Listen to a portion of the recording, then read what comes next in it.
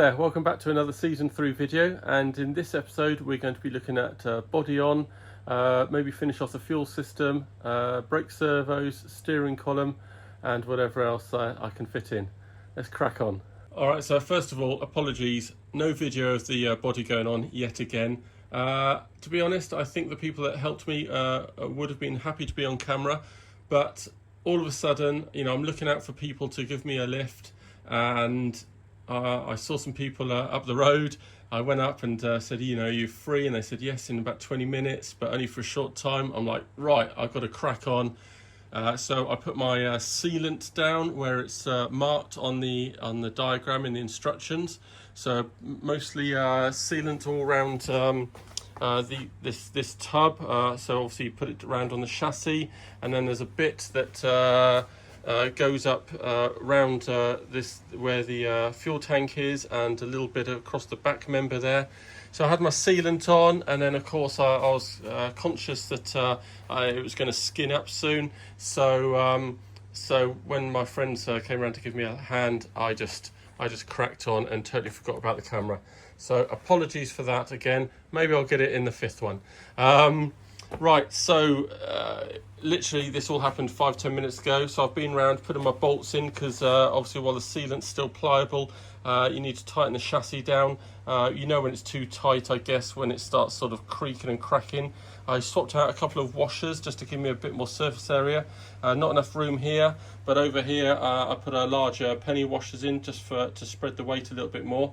And I did that on all the washers that had a bit more space around them, so I think that helps put less pressure on a small area of fiberglass. So I've been around there tweaking them up, and as you go around one place, then you find that some others have slightly loosened for another half turn. Got them in there as well, all bolting down, squishing out that sealant, and the two on the back there, and I've got a couple of bolts just keeping the nose up where they're meant to go in there. So I've done all that, and first time I've actually put sealant around here. There's quite a large hole every time down here where, you know, water could get into, thrown up any spray. So I have actually put sealant around there. So it's quite a large void actually around there, so it took quite a lot. So that's that. So initial thoughts and what's going on. Right, so yet again, the alternator is hard up against up here, so I'm going to be cutting yet another flap. Usually I just do, there's loads of space around the back here, so what I do is a 3-sided cut to make a flap.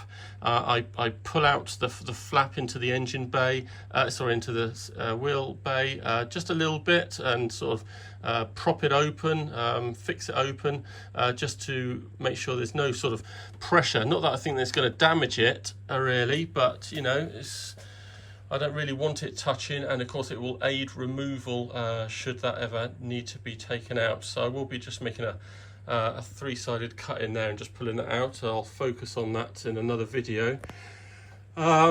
Unfortunately, I failed to put my heat reflective sort of film tape around, so I'm a bit gutted that I forgot to do that, because it is certainly going to be a pain to do it now, or not too much of a pain once I've cleaned and got rid of all the dust, made it all squeaky clean.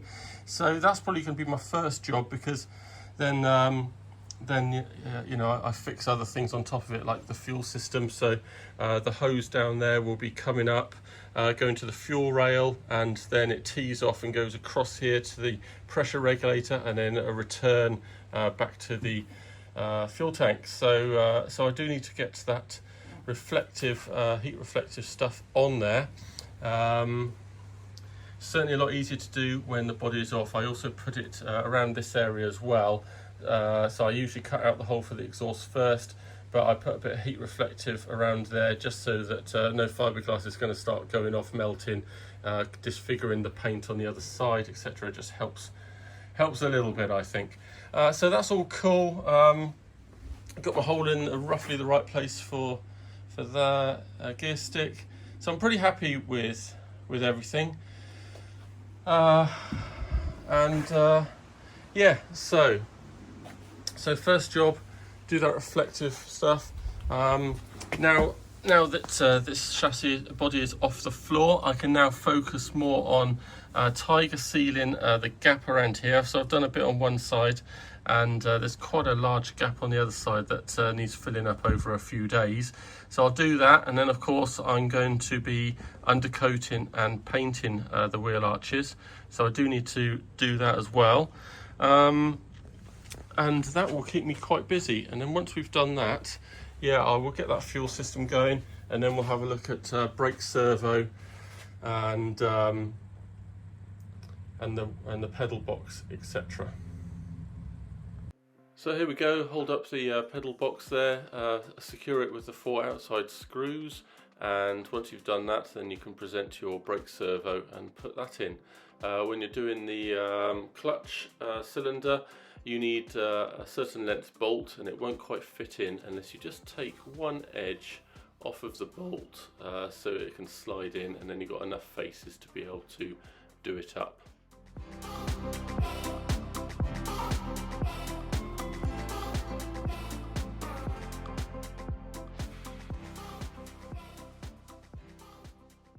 Alright, so that just sits in there really nicely, and just waiting for a willing volunteer to help me do it up. They hold the bolts while I do up the nuts. And now onto the heater.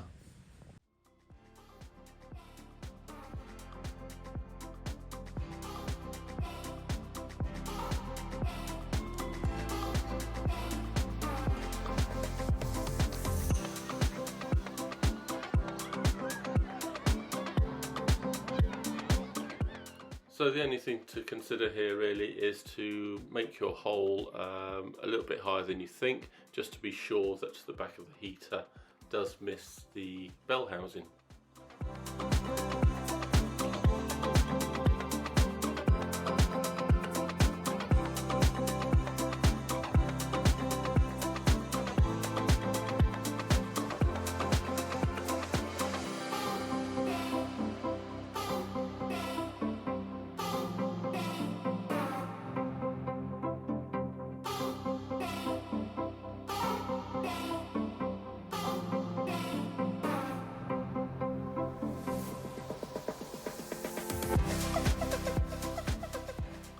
And then we have the heater box all installed. Really happy with that.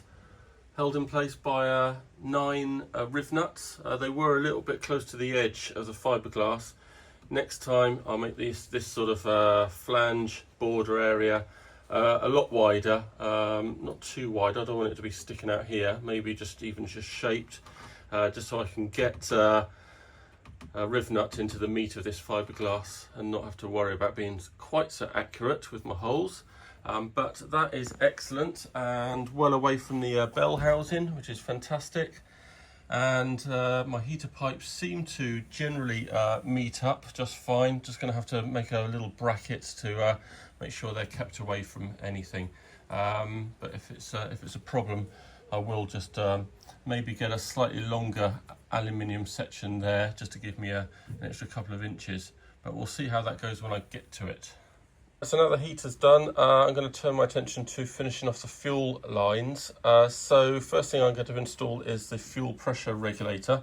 Now that comes assembled like this, and it has an L-shape bit of bracket on here as well. For me, I cut this off because I like to mount this about here. Let's have a look here. So I'm going to mount it around here. So I've already buzzed some holes into the back of the bracket here. So I'm going to make it kind of level with the way the fuel pipe's going to run, come across from a T-piece across the top of the bulkhead here. And I've marked the holes so they go into the scuttle bar, so they're going into metal. So I'm going to just line this up more carefully. And then obviously there's a down pipe here, which goes back to the fuel tank. So I'm going to try and line all this up nicely and just buzz a couple of holes in.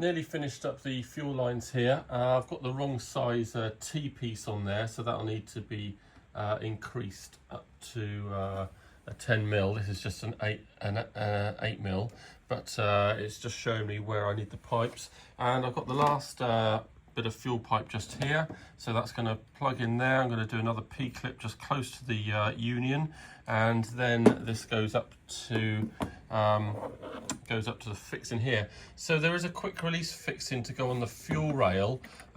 Certainly I've always got one with each of my LS3 engines. Now this end here is too big to put your 10 mil braided hose straight onto it, so I've purchased this adapter here.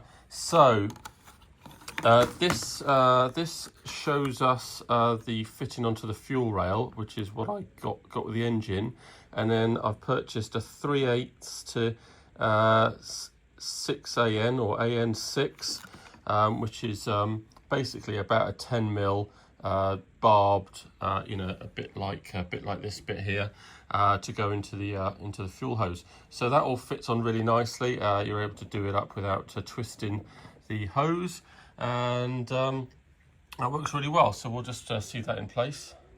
Okay, pleased with the progress there, all neat and tidy.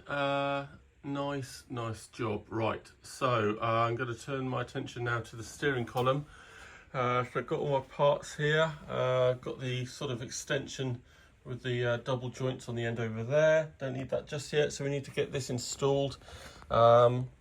Haven't painted my extension yet because it will get scratched up a little bit whilst we install it. So I'll do that when we've got all the lengths adjusted.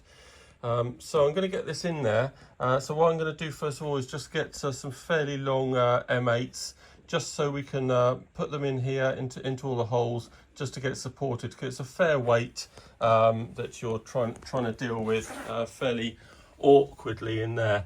Not sure if I can get a cam positioned, so let's have a go.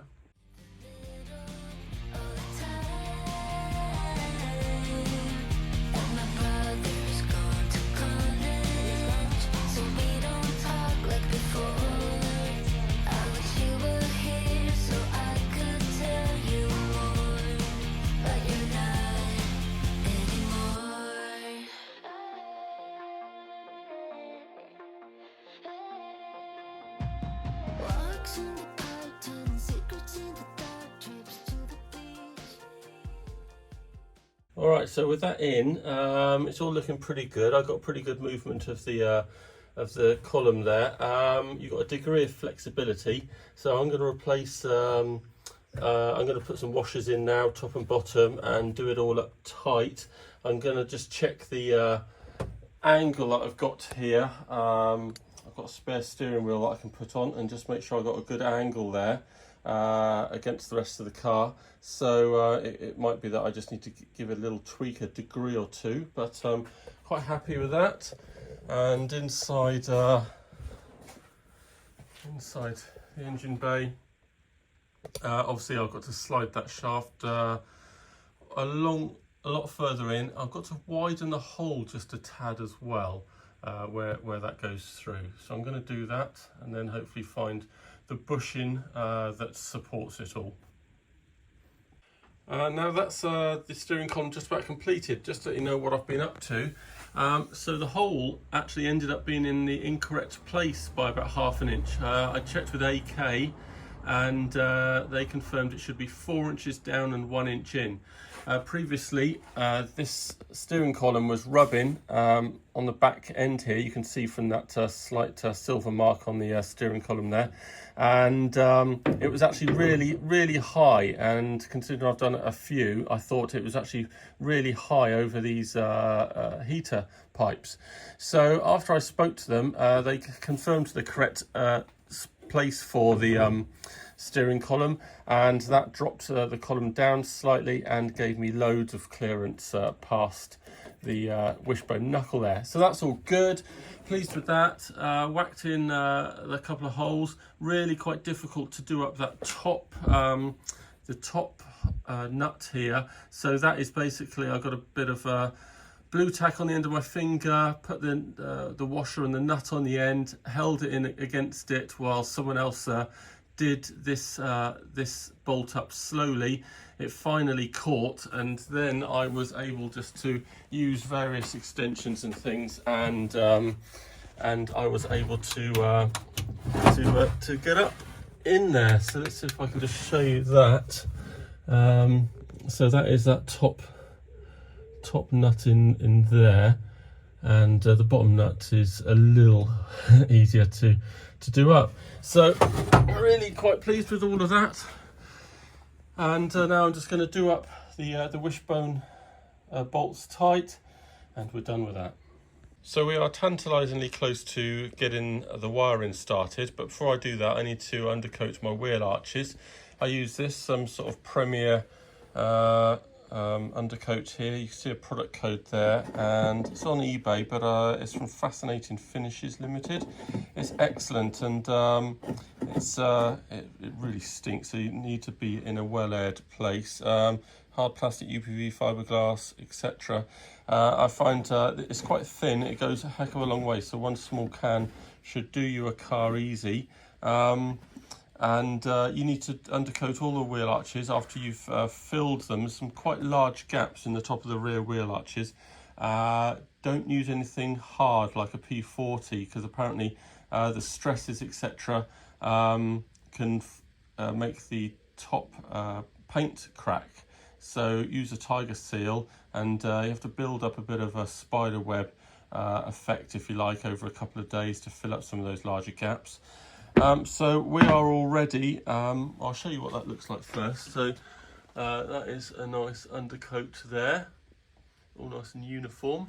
So I use this top coat here, which is semi-gloss, which is great because any of the mud and water and everything that gets slung up comes off really easily. So I use this, and I guess a can does a car and a half or something like that. So we're going to get started with that. There we go, top coat finished, nice semi-gloss finish there, so hopefully all the rain and crap will just fall off that a bit more easily. So that's all nice and uniform, makes a really good look when you've got the wheel on and it's all painted up, just have black inside, so that's great. And now we turn our attention to the last thing this video, I think, which is putting in these brackets here for the harnesses. So what I need to be doing, I need to be fitting these in exactly how they're meant to go in, and do them fairly tight, so I've got an accurate, so I can get an accurate marking on the masking tape there. I then do a little pilot hole through, so I can see where the center of this bracket is, and then I can start making a hole for the harness bolt that goes up underneath the scuttle on the other side. So let's do that. You can make any size hole here, it'll all be covered up with a trim, but I just do a quick 1mm. So there we go, I gradually opened up the hole a little bit more gradually, put a little finding thin screwdriver through to make sure I was aiming for the thread, the hole, and opened it up very slightly, and I've got the hole there. And now I can put in my shortened harness bolt and do it up a little bit more. You'll find that this wider section actually goes into the scuttle here, so I can mark a slightly larger hole now and make a recess for this section. You will need to probably shorten your harness bolt, but I did have an IVA where the examiner wanted to see, he could just about see from the boot side to show that the bolt had gone all the way through and there's just a thread showing on the other side. So I'm going to do that again, a little bit of fine tuning there and filing of the bolt. But you do have to be careful it doesn't go too far and hit the top side of your body, because that can cause cracking in your paint. So it needs to not touch that, but maybe just enough through just to show the bolt's gone all the way through the harness support. So there we go, that's pretty much finished. Now the only other thing you need to do is to make sure that this bolt finishes in this position for the harness bracket to clip onto. So I'm just going to put a little washer, or try a few little washers or different shims, just so that when this finally gets to tight, it pretty much finishes in this kind of orientation. So there we go then, that's all finished up. That's about as front forward as I can get the bolt, but I'm happy with that. That's more than good enough for the attachment to attach on there straight out. And we can have a look under here, and we have got some good clearance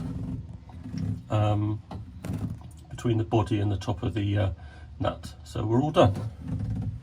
The harness bolts went pretty well, surprisingly quite nice neat holes, so they're all in and facing the right direction. A couple of other things that we're going to just cover in this video. First of all, we've got the fuel sender in, no problem there. Just read the instructions, shorten the length of the arm, the float that goes up and down. I do just put in a smidge of blue Hylamar. You might not need it, it has got a cork gasket. Blue Hylamar, as far as I know, is the only sealant that is doesn't deteriorate with fuel. I just put a smidge round. The threads in the fuel tank are not strong, so don't over tighten these holes. Best to just tighten them a little bit, see if you get any leaks, then you can just nip them up a little bit more. So that's all done. So I'm just going to fit now my battery cut-off switch, which is this is great. A good old 10 or 12 M12 fixings there. So that's all good enough and man enough for the job. Plus this one, I don't know if I can do it with one hand, is removable, which I think is a requirement. So you've got off and then on. And this is great because it comes with all the right fixings. Just going to get a couple of washers for the back side of this, and it's going to go about here, and you can still slide the battery in and out, so easy to mark up. So I'm going to get on and do that. I may then fit the fuel filler, but I'm not going to do all the hose and everything because it gets in the way of the wiring, and I'm eager to do that. But I think it'd be wise if I just do the rear lights as well. So let's get cracking.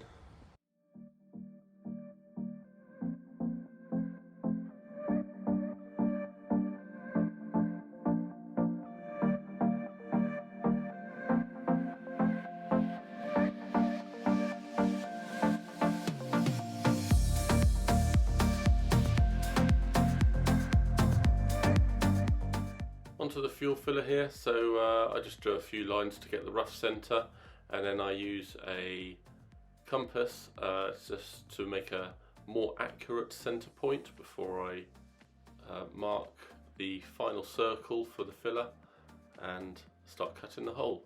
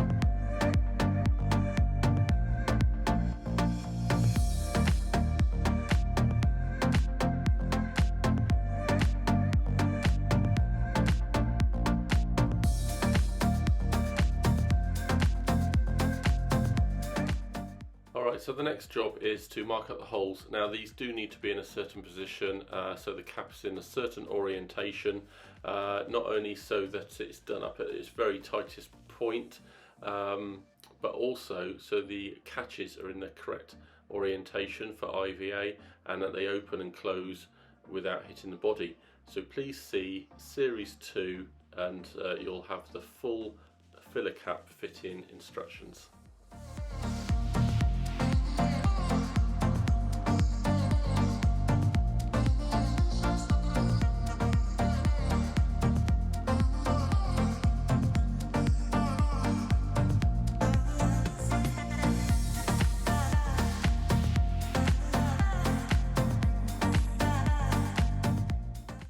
quick job just to finish the video. Rear lights. The rear lights have a little rubber template, if you like, attached, and I just use these to mark out the position for the lights, and do some fixing holes and another hole so I can cut out the larger centre. Use a hole saw for that. Open it up and then just make a little extra square hole at the bottom of these to allow the fitting all to slot in.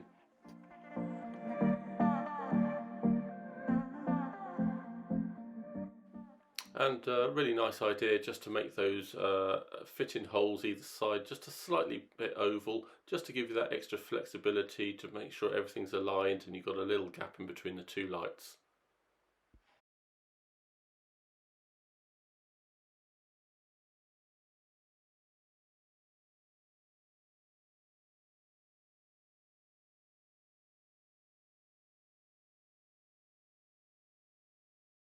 Okay then, so just wrapping up here, really pleased with the fuel filler and my rear lights there, and I've just Frenched in the fog and reverse lights.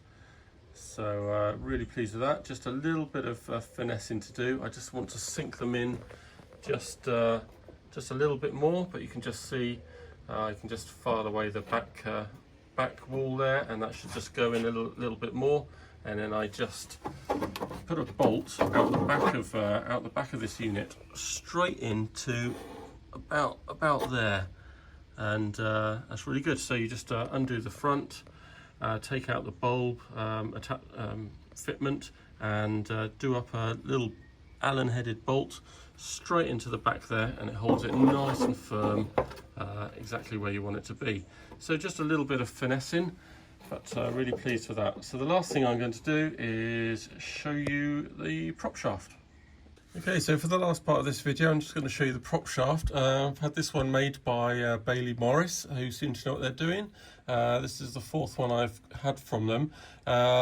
Just to point out that during your measurements, make sure you take into account anything sticking out from the diff. So you can see here I've got that centre nut there that sticks out about 7 or 8 mil. So I need to take into account that they leave a recess there or something. On the 3 bolt ones, there's usually some sort of spigot coming out, fairly long, maybe up to 30 mil. I've cut that down in the past, not flush, because I think it's good to have something that this prop shaft can centre on, but I've certainly taken it down to about 15 mil. But then you do need to take into account that gap that you need to get over the spigot before you can then push these two halves together.